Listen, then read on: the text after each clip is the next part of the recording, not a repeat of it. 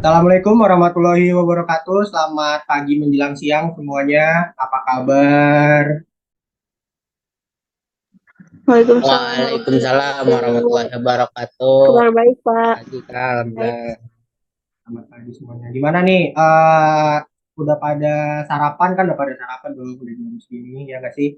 Masih semangat? Masih Kak, Oke, sesuai dengan pertemuan kita pada hari ini, kita akan membahas materi mengenai sinematografi. Ada yang tahu nggak sinematografi itu apa? Ada yang tahu dari Kak Fasyan? Saya belum tahu. Boleh, boleh. Yang tahu dari Belum sinematografi itu apa tahu. sih? Oh, belum tahu. Kalau dari Fajri tahu nggak Fajri? Sinematografi itu apa? masih kurang tahu Kak. Oke, Mas. Jadi pas banget. Jadi pas banget kita bakal membahas materinya pada hari ini. Materinya hanya mengenai dasar-dasar saja, mengenai dasar bagaimana apa itu sinematografi dan bagaimana cara menentukan shootnya gitu. Jadi sebelum dimulai, kita alangkah baiknya berdoa dulu nih. Boleh dipimpin oleh Fajri untuk membaca doa, silakan. Baik semuanya, sebelum memulai aktivitas hari ini, alangkah baiknya kita berdoa sesuai ajaran agama masing-masing. Berdoa dimulai.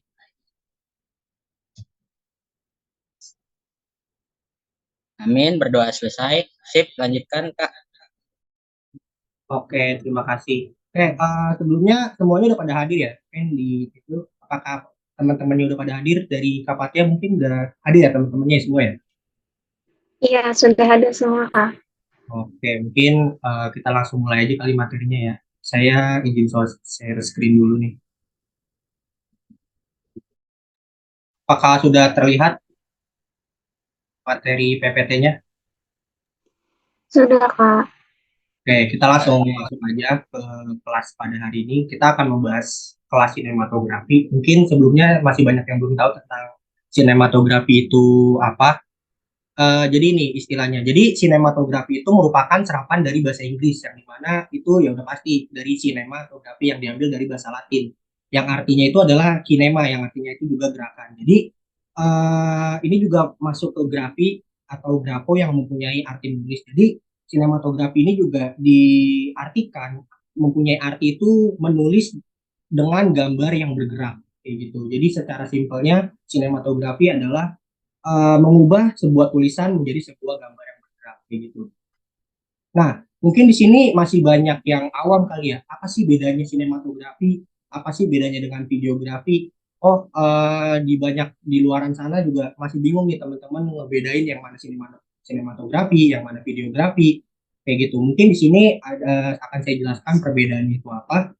Jadi dari sinematografi dan videografi ini tuh mempunyai dua hal yang berbeda gitu. Jadi di sini lah letak perbedaan yang pertama kalau dari sinematografi itu sendiri berbasis story oriented yang artinya adalah berbasis story atau ada ceritanya. Sedangkan kalau videografi itu momen oriented yang artinya setiap momen doang. Jadi kayak contohnya yang paling memudahkan untuk menggambarkan bagaimana perbedaan dari sinematografi dan videografi itu adalah kalau sinematografi itu banyak diterapkan di berbagai contohnya itu film. Kalau videografi itu contohnya itu adalah wedding yang dimana kalau di wedding itu kan ada momen-momennya tuh apalagi kan di sini untuk masalah dokumentasi. Nah itu tuh videografi. Jadi perbedaan paling mendasarnya di situ. Dan juga di sini sinematografi itu sangat kompleks udah pasti. Dan kalau videografi itu ya karena sesuai momen dan sesuai dengan lapangan, jadi perannya itu tuh nggak kompleks dengan sinematografi. Dan juga di sini kalau sinematografi itu merancang sebuah kejadian, kalau videografi itu mendokumentasi sebuah kejadian. Dan juga di sinematografi ini tuh terdapat tim-tim teknis khusus. Dan kalau videografi itu biasanya bisa nih menyelesaikan produksinya itu malah dengan seorang diri. Mungkin di situ letak perbedaan di awalnya. Nah, tadi kan udah dijelaskan juga ya bagaimana apa itu sinematografi, apa itu videografi. Nah, jadi untuk sinematografi sendiri itu krunya itu sangat banyak. Jadi nggak melulu sinematografi itu mengenai dengan kameramen enggak gitu. Jadi ada banyak kru-kru yang bakalan ada di departemen sinematografi, kita sebutnya departemen ya. Yang pertama itu ada DOP atau Director of Photography. Selanjutnya itu ada operator kamera, ada Ascam, ada Ascam 2, lalu ada DIT, Clapper, Gapper, Best Boy, K-Grip, sama Best Boy yang lighting kayak gitu. Nah, mungkin kita langsung ke penjelasannya kayak DOP itu apa sih, operator kamera itu apa sih, Clapper itu apa sih, Gapper itu apa sih. Nah, penjelasannya tuh di sini. Nah, kita langsung masuk ke penjelasan job desk dulu ya. Jadi DOP itu adalah, kalau yang paling gampangnya itu adalah sutradara, tapi dia tuh sutradara yang merancang gambar. Jadi kayak misalnya sutradara ini pengen ceritanya, nah DOP ini yang merealisasikannya tuh dalam sebuah gambar. Jadi kalau DOP ini bisa dibilang chiefnya ya, atau triangle dari produksi, yang dimana triangle produksi itu kan ada seorang produser, sutradara, dan juga ada DOP juga tentunya. Jadi disinilah DOP ini menerjemahkan skrip yang udah dibuat, skrip writer dengan sutradara, menjadi sebuah gambar. Lalu di sini ada operator kamera, yang dimana udah pasti orang yang mengoperasikan sebuah kamera. Lalu ada Ascam. Nah, di sini juga Ascam itu kebagi dua. Ada Ascam 1. Mungkin di sini Ascam 1 itu lebih ke bertugas mengoperasikan kamera sesuai dengan arahan DP atau DOP. Seringkali juga penata kamera ini adalah orang yang sama gitu kadang, beberapa kali kesempatan. Kalau di Ascam 2 itu lebih ke arah membantu penata kamera dan Ascam 1 untuk mempersiapkan segala sesuatu. Kan kita tahu nih di kamera ada banyak elemen-elemennya ya, ada baterai, lensa kayak gitu. Selanjutnya itu ada best boy kamera, yang dimana ini bertugas memberikan bantuan tambahan seperti mau ngecas atau mau terkait kabel-kabel kayak gitu. Cuman ini masih opsional ya. Dan juga yang terakhir itu ada clapper yang bertugas untuk mencatat seluruh take to take yang diambil supaya sesuai dengan skrip. Selanjutnya kita masuk ke job desk ya. Sebelumnya saya lupa jelaskan bahwa di sinematografi ini terbagi menjadi dua, yang dimana itu ada kamera dan juga yang satu lagi lighting, yang dimana kita masuk ke job desk lighting, yang dimana gaffer. Nah, jadi gaffer ini tuh bisa dibilang adalah chiefnya dari lightingnya, dimana tadi kan DOP untuk mengubah skrip menjadi gambar. Nah, gambar itu kan butuh cahaya. Nah, gaffer inilah yang membuat desain pencahayaan, kayak tata lampunya dari mana, pencahayaan dari mana, sesuai sama visi sutradaranya itu supaya terwujud. Kayak misalnya pengen scene-nya itu malam, ya berarti si gaffernya ini merancang sebuah tempatnya itu menjadi malam atau menjadi sore seperti itu. Dan juga di sini ada best boy, yang dimana asistennya gaffer sendiri. Jadi dia tuh lebih ke arah mengurus lebih banyak urusan logistik seperti manajemen alat. Lalu di sini juga ada job desk opsional, yang dimana mungkin di sini lebih ke arah film-film besar. Jarang sekali ada untuk produksi film kecil, tapi akan saya jelaskan juga terkait ada digital image technician, yang dimana bertugas menerapkan beberapa adjustment pada gambar, kayak misalnya untuk menyebarkan kontur warna gelap kayak gitu. Dan juga di sini ada grip dan elektrikal. Jadi grip elektrikal itu lebih ke arah dia yang memanajemen kabel-kabel yang ada di dalam produksi supaya rapi, supaya nggak kesandung-sandung kayak gitu. Nah, untuk equipmentnya secara gampang ini tuh ada 1, 2, 3, 4, 5 ya, lebih ke arah udah pasti kita perlu kamera, yang dimana kamera itu ya pasti ada bodinya, ada lensanya, ada baterainya, ada memorinya. Lalu ada kamera setup, itu ada tripod, monopod, gimbal atau stabilizer. Lalu ada lighting. Lighting juga terdiri dari LED panelnya, softboxnya, gridnya, reflektornya. Terus ada clapper yang tadi buat data, juga electric set. Electric set ini terdiri dari kabel, baterai, kayak gitu. Oke, ini contohnya ya dari equipmentnya, bisa dilihat teman-teman dan diperhatikan karena bakalan ada sesuatu di akhir, semoga dihafal ya dan bisa di luar kepala. Jadi kayak inilah bentuk-bentuk dari alat-alat yang biasa digunakan dalam sinematografi. Ini ada kamera, ada lensa, ada tripod, ada stand lightingnya, juga ada lightingnya, ada reflektor, dan juga ada gimbal. Nah, ini contoh dari setup dari sinematografi sendiri. Dilihat bagaimana ribetnya di dalam satu setupnya sendiri, dan udah pasti di sini memerlukan banyak tim yang untuk bekerja supaya bisa men-setup kameranya. Nah, ini untuk setup lighting bisa dilihat. Oke, kita langsung masuk ke materi selanjutnya, itu tentang komposisi pengambilan gambar. Nah, tentang masalah komposisi itu ada 3, yang dimana itu ada kamera angle, subtype, sama kamera movement. Nah, ini tuh paling gampang untuk menjelaskan bagaimana subtype itu. Kelihatan kan ya gambarnya ya? Kelihatan. Jadi bisa dilihat di sini ada extreme close up, ada close up, medium shot, combo shot, ada medium full shot, bahkan udah full shot. Jadi di sini adalah bagaimana menggambarkan situasinya. Jadi kalau medium close up itu udah pasti di antara muka. Close up itu cuma sampai seleher, medium close up sampai dada, medium shot sampai pinggang, combo shot sampai dengkul, medium full shot sampai area betis, dan full shot itu biasanya sampai full ini tuh, full badan kayak gitu. Jadi untuk paling gampang memudahkannya seperti ini. Oke, selanjutnya kita masuk ke kamera angle. Setelah sebelumnya tadi kita udah kayak subtipenya, kita langsung masuk ke kamera angle. Nah, angle ini kan sangat apa ya? Bisa dibilang cukup banyak ya. Bisa dari bird eye itu dari atas. High angle itu misalnya paling gampangnya itu misalnya kalau kita melihat ke mata kita melihat ke kamera itu melihatnya ke arah atas, berarti kameranya ada di atas. Eye level berarti udah pasti setara dengan mata kita. Low angle udah pasti kita agak turun ke bawah matanya, dan juga terakhir ada frog eye. Frog eye itu biasanya ditaruh di bawah, biasanya itu untuk menentukan langkah kaki. Nah, masing-masing high angle, eye level, low angle itu ada maknanya tersendiri. Misalnya high angle, misalnya shootnya itu men men-shoot high angle, berarti itu menandakan bahwa si objeknya itu merasa lemah, yang dimana mereka tuh melihat ke atas gitu. Sedangkan kalau low angle, yang berarti kan subtype-nya tuh objeknya melihat ke bawah, itu menandakan bahwa dia tuh sedang berkuasa di sana. Nah, jadi tuh masing-masing shootnya ini tuh mempunyai makna-makna tersendiri sesuai dengan skrip, sesuai dengan kemauan sutradara. Jadi kayak kalau misalnya level doang kan bakalan bosan terkait kamera angle-nya nanti, dan juga bakalan bosan juga terkait akhir dari naskah atau filmnya nanti seperti itu. Nah, di sini juga terakhir udah pasti ada movement. Yang di pertama itu yang paling gampang ada dolly. Dolly itu adalah maju mundur, pedestal atas ke bawah, lalu ada crab ke kanan ke kiri, pan itu lebih ke muter, terus ada tilt yang dimana ngangguk kayak ke belakang gitu, dan juga ada roll gitu. Nah, paling gampang tuh kalau dolly itu banyak banget nih menandakan bahwa ke ekspresi atau menandakan bahwa misalnya film-film horor gitu. Lebih horor kan kalau mau ada jump scare, kamera dideketin. Nah, itu kan untuk menambahkan apa ya, suasana atau feel-nya. Jadi kayak kamera movement ini tuh sangat penting untuk yang namanya di dalam sebuah sinematografi seperti itu.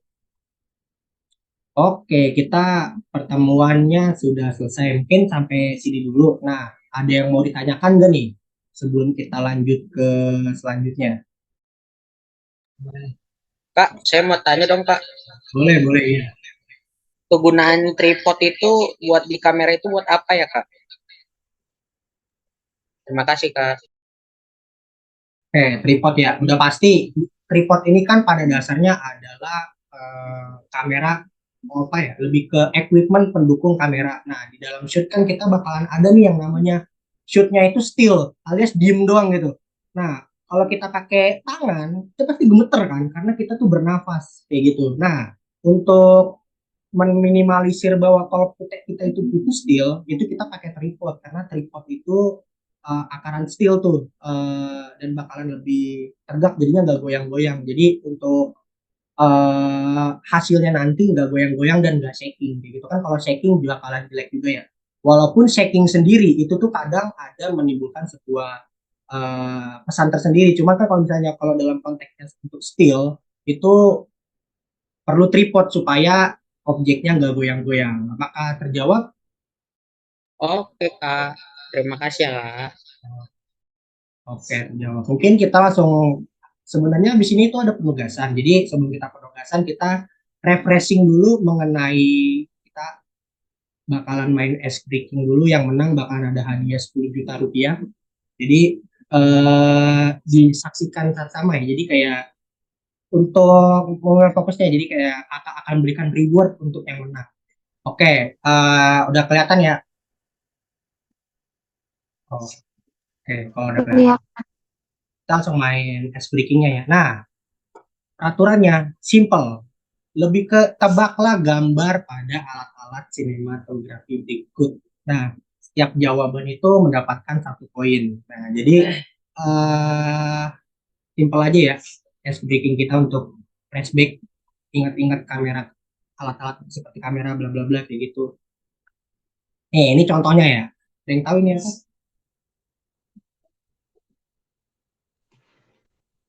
Kamera, Kak. Merah Kak.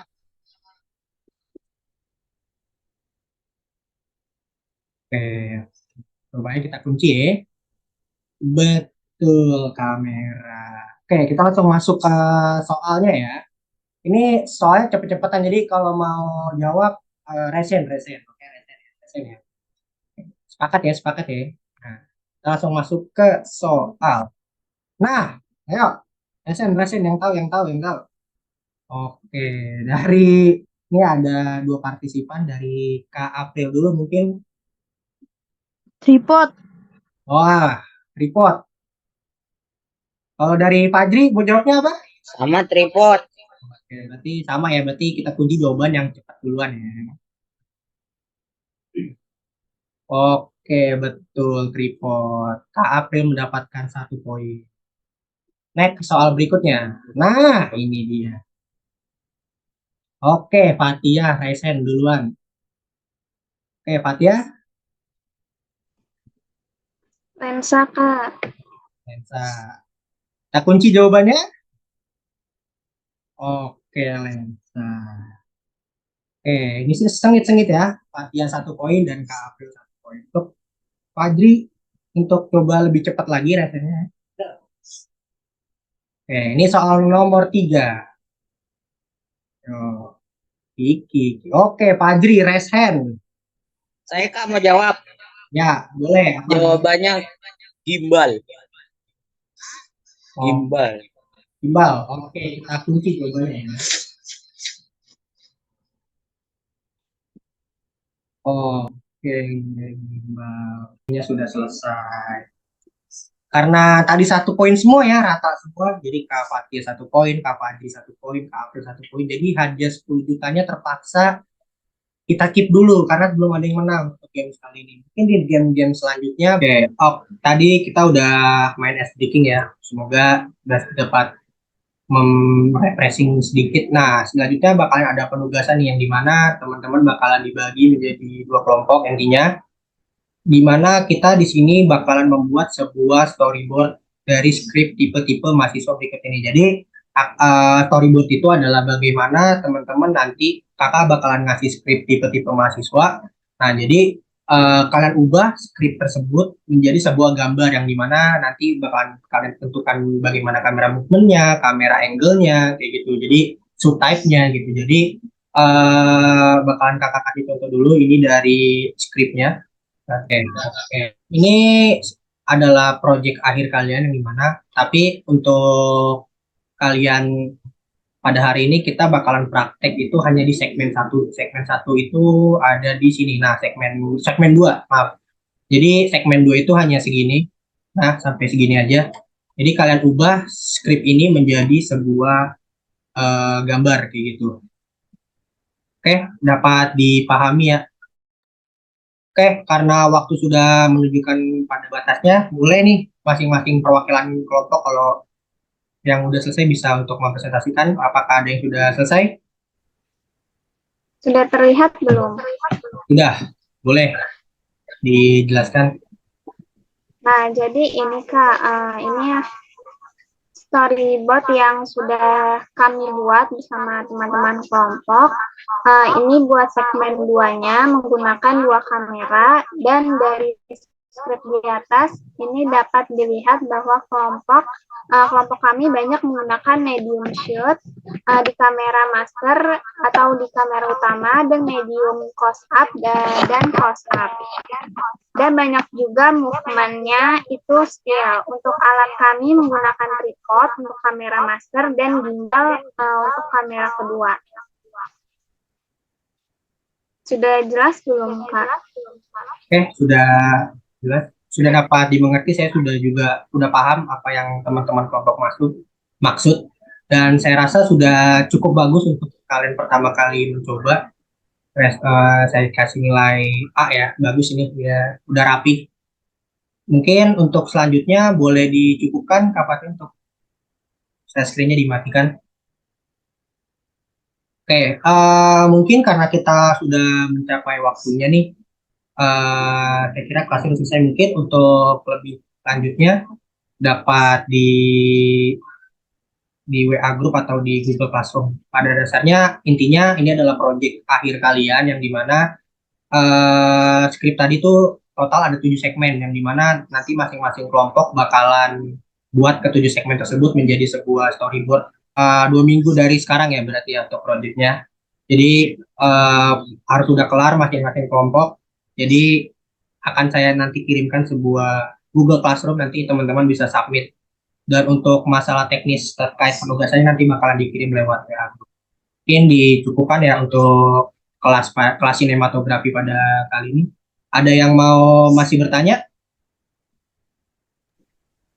Saya Cukup, Kak. izin bertanya. Oh, boleh dari Kak Fatia.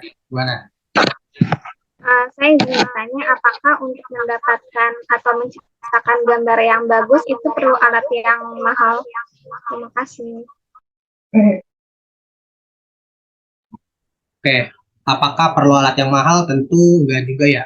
Kita memang tahu kalau bahwasannya alat-alat sinematografi ini sangat mahal ya. Kita bisa ambil contoh aja nih dari equipment tadi. Itu tuh satu tripod tuh harganya dari 3 juta sampai 4 jutaan. Terus satu kamera bodinya doang itu, kalau tadi saya mengambil contoh itu Sony A7 Mark II, itu total bisa 20 sampai 30 jutaan, belum termasuk lensanya. Lensanya itu biasanya 10 jutaan. Nah, apakah harus mahal? Memang alat-alat sinematografi ini sangat mahal. Cuman balik lagi ke definisi dari sinematografi itu sendiri. Bahwasannya kalau sinematografi itu adalah sebuah seni untuk mengubah skrip menjadi sebuah gambar. Yang dimana sebenarnya bukan tentang masalah alatnya yang mahal, tapi bagaimana kalian mengeksplor dari ide-ide kalian pada supaya bisa lebih bagus gitu. Apakah alat yang bagus itu menjamin kualitasnya akan bagus? Kan enggak juga gitu. Tapi kalau misalnya konsep dan ide kita udah bagus, nah itu bakalan lebih worth it ketimbang kita alat pakai mahal. Toh juga sekarang udah banyak alat-alat sewa yang dimana banyak seperti contohnya itu ada BSM yang dimana itu bisa nyewa per hari yang dimana sangat kantong pelajar sekali ya. Biasanya dia ada diskon pelajar, diskon production house kayak gitu. Biasanya itu kisaran 100.000 sampai 300.000 untuk satu hari. Kayak gitu. Nah, bisa lebih hemat budget. Jadi ketimbang kita harus beli alat yang mahal dulu tapi nggak mulai-mulai, mending kita mulai dulu dengan alat seadanya seperti contohnya di kamera HP ini yang udah kayak gini-gini tuh udah bisa untuk menciptakan sebuah gambar dan shoot yang bagus kayak gitu. Kakak terjawab? Sudah terjawab. Terima kasih, Kak. Oke, tidak ada lagi yang tanya ya? Kalau tidak lagi ada Kalau tidak ada lagi mungkin dicukupkan untuk kelas pada sinematografi ini. Mungkin kepada Fajri kita pimpin doa dulu sebelum kita selesai. Kita ucapkan alhamdulillah. Baik semuanya, sebelum kita mengakhiri pelajaran kali ini, kita sebaiknya berdoa dulu sesuai agama ajaran masing-masing. Berdoa dimulai. Selesai. Ya, lanjutkan kepada Kak Fajar. Oke, terima kasih teman-teman yang sudah join pada kelas pada hari ini. Boleh bisa teman-teman izin keluar lewat Zoom-nya, disilakan. Saya tutup. Wassalamualaikum warahmatullahi wabarakatuh. Sampai jumpa lagi di kelas pertemuan berikutnya. Jangan lupa untuk proyeknya dikerjakan ya.